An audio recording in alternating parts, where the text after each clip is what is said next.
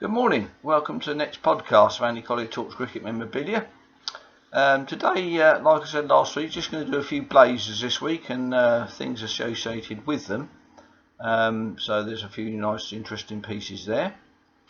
First one's going back to 1933 today. But first of all, just going to have a check up of the photograph in the background, which is first day's practice after they arrived in Australia for four of the players there, the 1928 side. So Harold Larwood, Staples, Ames and Duckworth. So they're all there in their blazers, ready to go. Whether they're going to get their land legs there or not, I don't know. So Larwood might have fallen over with his wobbly legs getting off the boat. It took a while to get their land legs back, I understand. So that's that one. And then with that, look, we've got George Duckworth's blazer there. Well, there's the blazer pocket out of that photograph, 1928-29 there, which is quite a nice little item. Obviously his blazer deteriorated, and that was all that was left. So the moths do get old, these woolen blazers, unfortunately. But it's difficult to keep them in perfect condition. And okay, with that, there's George's cap there, which is in the photograph as well.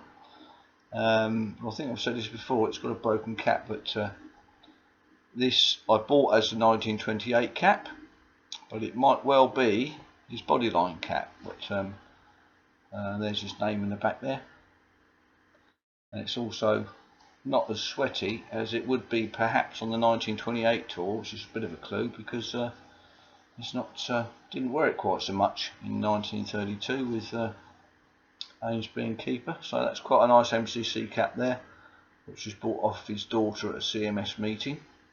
Quite pleased with that. A bit of George Duckworth. So first blazer on display today, he got 1933 or 1953-54, which is Brian Statham's blazer from that tour. Now I can't find the photograph, unfortunately, with him and Watson and the other blazer I've got from this tour, which the other name escapes me at the moment, but that's a nice one there from Brian Statham. A few little moth holes in that, but that was one of my first blazers, that one, from 1953-54 to the West Indies. And then we got this one here is Hopper Levet's blazer to India, 1933-34. This one, again a few moth holes in it, and these get repaired easy enough, but quite an early blazer that, really. 1933. Douglas Jardine's captain, and in that pocket there is his sort of neck scarf. MCC lovely egg and bacon colours there. A few buttons there in the pocket.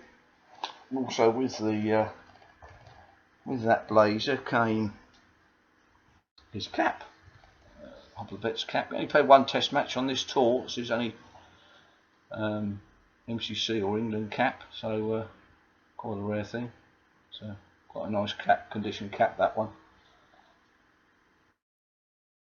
Then we've got his jumper, which is a little bit shrunken now, but that's his MCC jumper there from the 33 tour. And then he had a lovely scarf made as well in MCC colours, which kept him warm on the ship, which is the where they travelled in those days, obviously.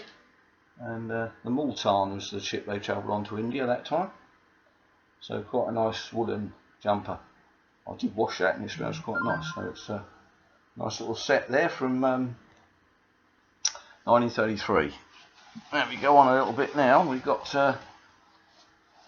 lovely Alan Knott, his blazer there from 1974, the West Indies tour 1974. Quite a small blazer, as you'd expect, but in good condition. A slightly different make this from. This is more a lightweight one rather than the wool ones that they used to have, made by Dax at the top there.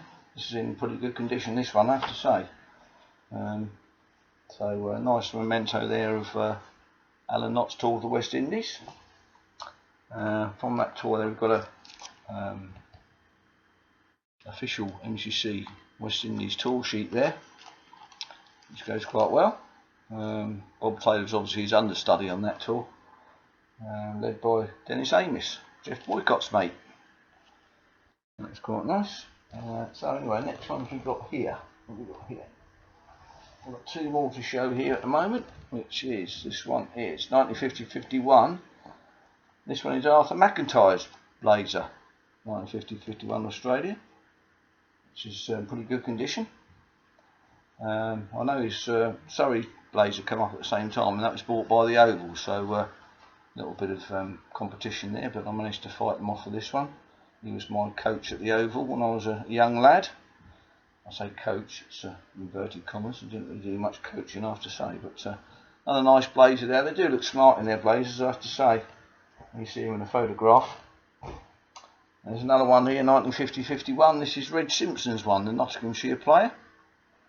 A nice blazer. Got a couple of moth holes in this one. Again, this is the woolen type one, so unfortunately the moths get in the pockets and stuff, but what I do every now and again is I'll put them in the freezer, kill off the little larvae, and you see a couple of them crawling out, but fortunately I haven't got too many of those. I've done that a few times, so I managed to keep them in pretty good condition.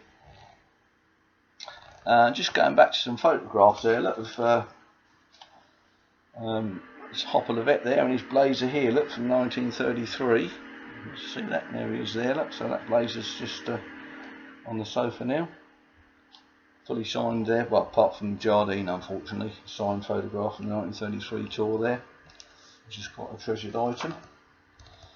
And then from the 50-51 tour, and their blazers there, we've got, there's Arthur Mack. Arthur Mack's at the back there, and there's Reg Simpson, so a couple of those in there. I think the Len Hutton one came up for sale, when his stuff came up for sale a few years ago. But I didn't manage to get that. But it's a nice photograph there. Someone brought that into the museum for me, so that's quite a nice. I've got Dennis Compton's copy of that, but not in the blazers, so that's a nice copy of that. So anyway, last week, Andy in Australia, he sent me a little question, which I haven't actually carried through, but I've got a feeling he wanted to. Well, he asked me what the first touring team was that wore blazers. So anyway, I've got to have a look this morning quickly, and if you look in there, look, this is the 1878 Australians. They've got some striped blazers on there, all of them, so I imagine that's quite possibly the first country that wore blazers as a team. Possibly got them over here, perhaps made up, but I've got caps on there as well, or skull caps and what have you. If I go into this lovely carte de visite here of the Australia team in 1893, you can see you've got varied blazers on there, so I imagine there's some blazers from their home team, like Victoria or something. So you can never tell without any colour, but there's an Australian blazer there, who's wearing that one? Trott is wearing that, so that's quite a nice little carte de visite there, quite a rare one for that size, so nice to have that. But to say, there's some with blazers, some without. So anyway, that's a few of the blazers this week. There's a few more to go. Derek Robbins one and some more MCC blazers. There's a Commonwealth one, and Pierce Resistance is the Eddie Painter blazer from the Bodyline tour, which is my best blazer. I think that's very small, it hardly fits, you can just about get into it, so that'll be an interesting one to show you next week. So hopefully I'll have a definitive answer for Andy, but I think that's about the right answer for his question, so I hope I'm right, so he might prove me wrong. Anyway, I hope you enjoyed this one this week, and I'll see you on the next one. Cheers.